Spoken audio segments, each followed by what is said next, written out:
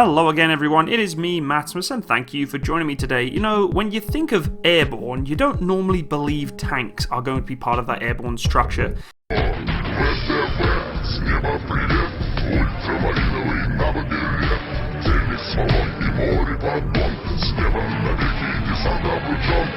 But the history of the BMD vehicle from Russia is drenched in airborne catastrophe and pride. It's a vehicle that has really gone through many different transitions from BMD-1, 2, 3 and now 4, and today we are going to discuss 4.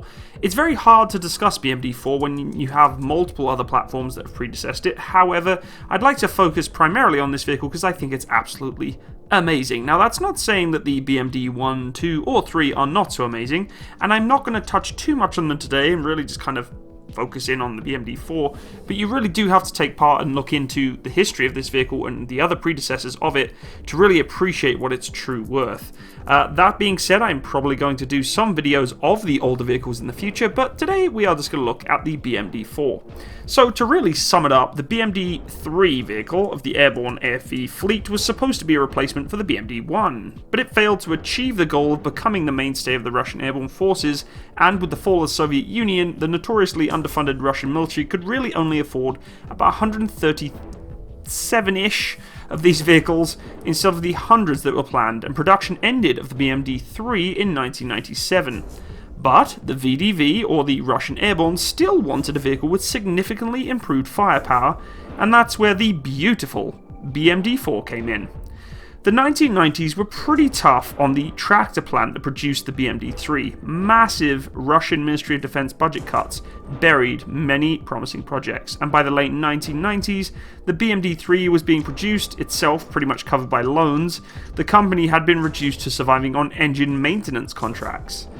To make things a whole lot worse, the VTZ got in several disputes with the Russian army over the BMD manufacturing quality, although it was proven later that the majority of the problems were caused by poor crew maintenance, misuse, and really subpar training. And then there was still the unresolved issue of the BMD-3 firepower. Early in its development, it was decided to arm the vehicle with a turret that would carry a 100mm low-pressure gun, capable of also firing missiles, and a 30mm autocannon running coaxially beside it. The solution for the post-Soviet VTZ plant was to use the turret developed by the KBP Tula for the BMP-3. Development of this variant started in the late 1990s, and it was quickly proven that the BMD-3 hull could carry this two-man turret, known under the designation of Bakhcha-U. And I'm trying my best to say that, but it's almost near impossible trying to pronounce Russian words nowadays because I'm just absolutely retarded when it comes to speaking about them. The steel turret was armed with a 2K23 weapon system consisting of the 100mm 2A70 gun paired with a 30mm 2A72 automatic cannon. Impressive firepower for a small airborne vehicle. Missiles could also be launched using the 100mm gun barrel. The paired guns could elevate to 60 degrees. An important feature of the BMD-4 is its ability to actually engage helicopters, and depress the gun to -6 degrees. The vehicle could carry 38 rounds for its 100mm gun, 464 30mm rounds, and 4 9M117M1 Arkan beam riding guided missiles that could destroy armoured targets at about 4 km or less.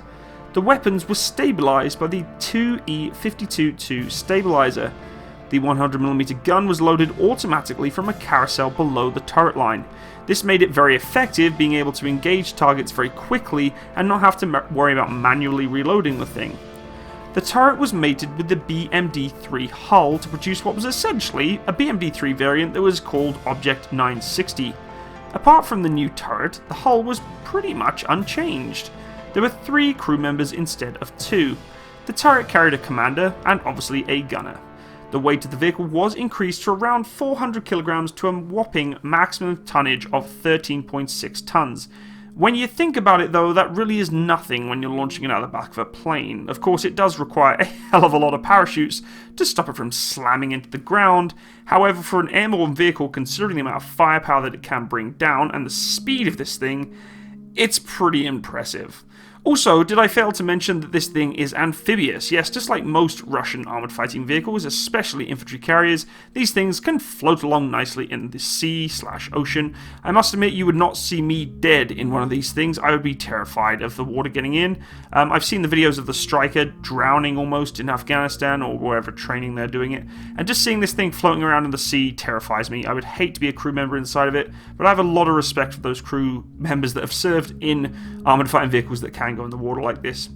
Like its predecessor, Object 960 was frontally protected from 12.7mm heavy machine gun armoured piercing bullets at 75 meters, and the rest of the hull was protected from a mere 7.62mm bullet protection armour piercing designation.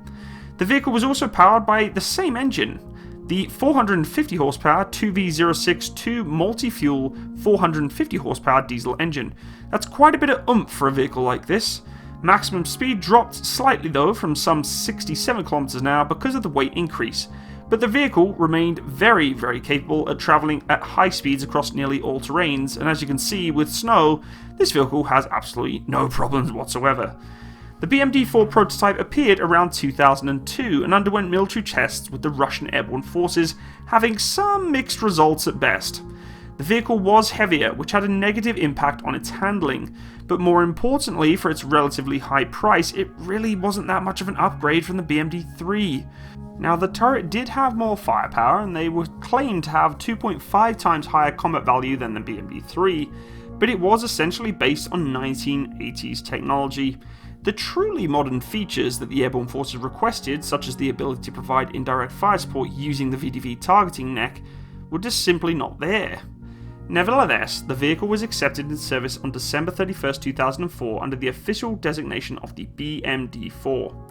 Most sources vary regarding of how many BMD-4s were actually produced by rebuilding some BMD-3s, with estimates ranging from around 14 to 60 vehicles. The most likely variant seems to be that production ran from 2004 to 2008, with 30 vehicles being produced overall. The first 4 vehicles were officially assigned to the 137th Regiment of the 106th Guards Airborne Division in May 2005. However, the Russian Airborne was really never happy with these vehicles due to the issues that I mentioned, and their quite poor reliability, which appeared again during service, but this time there would be no dispute with the plant that produced them, as they declared bankruptcy before production ended. The original BMD-4, or its BMD-4M successor for that matter, was never exported and was never used in combat either. Being that it is an airborne combat vehicle, its relatively thin armour really gave it some very strict weight requirements, and therefore made it redundant to be an armoured fighting vehicle. Its armour provided fairly good protection to small arms fire, but when it came to artillery, shrapnel, or direct fire from other AFVs, it had no true capability, and considering it's going up against heavy hitters such as the Bradley, Striker, Warrior and such, 30mm rounds will chew through this thing like butter, and there's no point having that massive amount of armament on there if it cannot actually protect itself from its own enemy. The airborne vehicle had a crew of 2 to accommodate the 6 troops it needed inside of it, so I mean overall it was there to try and get troops on the ground quickly, and yes, it did that, but when you're talking about airborne, there's no true requirement in my eyes to have tracked vehicles beside airborne troops. Launching a vehicle like this out of a plane, it's a huge sight to see. These things take a lot longer to hit the ground than airborne soldiers do, and due to the size of the thing, I mean, once you launch it out of a plane, it's going to take almost 7 hours or some ridiculous time for it to hit the ground. You're just setting yourself up for failure, whereas infantry can quickly relocate or hide. And this vehicle is loud, and once it hits the ground, it's pretty much going to be located anyway. It just, in my eyes, defeats the purpose of having airborne troops. However, that's not saying that I completely disagree. I actually find on principle it could work very well, but you can't have the best of both worlds. You can't have a heavy-duty vehicle that has this ton of firepower, lots of armor protection, and some being able to support infantry, but then being able to launch it out of a plane. It's not as simple as it seems, but I do appreciate the fact that the Russians have gone along this route and being able to provide a heavy hitter, just not with protection, and maybe it doesn't need it. The BMD-4M was really a completely new chassis. It was powered by a UTD-29 diesel engine developing around 500 horsepower. The same engine is actually used on the BMP-3 infantry fighting vehicle. It's a lot more modern and a powerful engine, comparing to the older versions of its predecessors. It also has quite good hydrodynamic suspension with variable height control and allows the vehicle to lean in any direction. The suspension also allows the vehicle to be power dropped on most platforms, which gives it a little bit more stability once it hits the deck. Being that it's amphibious, this really does give a bit more of a game changer to the vehicle, and this is something I think a lot of people forget. Yes, it's not heavily armoured, but it can be dropped from a plane and cross rivers and streams and lakes and whatever else. To me, that's amazing that it can do that, and still have that much firepower on board of it. 100mm cannon and that 30mm gun. That's a lot of support to have with infantry airborne soldiers, but is it something that we really feel is necessary to bring along in the airborne role? I don't know. It's hard for me to really judge on that. But I do have a lot of respect for the Russians doing so, and to be honest, if I was an airborne soldier from the opposite direction going towards these guys, I probably wouldn't want to fight it, to be honest with you. It would be pretty darn scary.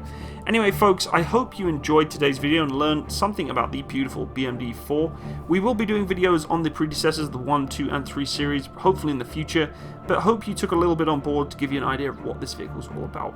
Thank you again for watching. If you do want to support my channel, go check out my Patreon account. It is in the description box below. And if you want to come hang out, play video games, or chat, my Discord link is also there. Come hang out with the Legion. We'll have some chats and some giggles and all that sort of stuff. There's plenty of memes on there. And if you want to follow me on Facebook, you're more than welcome to add the link on there too. Folks, have a wonderful day. All the best. Bye-bye.